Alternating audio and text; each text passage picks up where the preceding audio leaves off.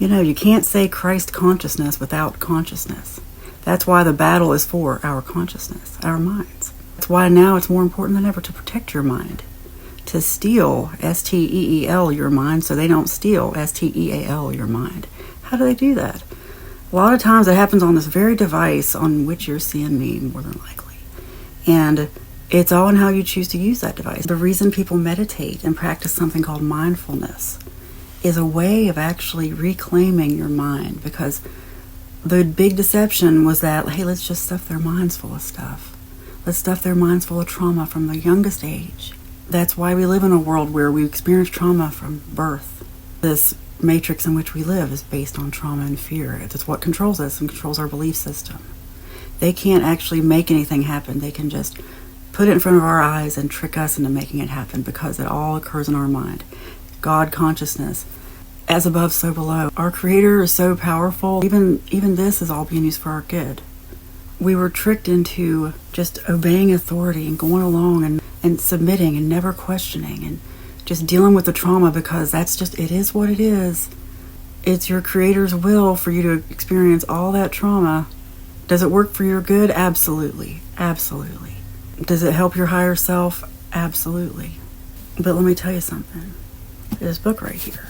See, apparently there's this universal law where they have to inform us before they do things, just like you'll see all written in a book of Job, which I now have a deeper understanding of, but I have a very, very supernatural understanding of this book as an allegory. We miss the obvious, and this is the thing. We were told all this, and we missed it, so we could focus on the wrong things. Mindfulness. The battle is for our mind, our attention, our focus. When they tell you a story and say this is the story it is, this is what it is, we focus on that. Our minds become obsessed with that.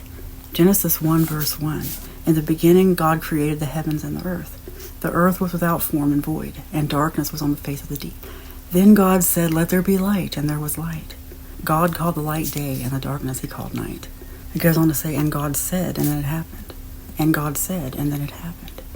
We were taught that we were so separate from God. Call those things that be not as though they are. Believe you have received. There's so much in the Bible about how we're supposed to create our beliefs, yet we were told to submit to authority, especially King James, who added so much. Patriarch, who added his entire monarchy, and King James belonged to a secret society. It was illegal to translate this book into English for hundreds of years because of the Reformation. He plagiarized Bibles like the Geneva Bible, which became outlawed because it questioned his authority. They say the translators went back to the scrolls. I don't think they did. I think they just plagiarized and called it a day because it was whatever fit their authority. There were so many additions, not just the addition of the exclamation point, but so many things in there just to get us to submit, to our slave master overlord. And Jesus didn't say any of that. Jesus didn't even say to worship him. Jesus came to be an example of the unconditional love that flows through the universe. That's how we ascend. It's our God consciousness altogether.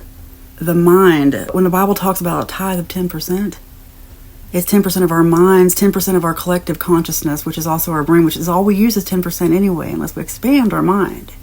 Be careful what you take in, because if we see all these visuals of things going on in the media, social media included, and we keep talking about it and keep visualizing and imagining it, guess what? Your precious mind is being used for something completely opposite of creation, what you're supposed to create.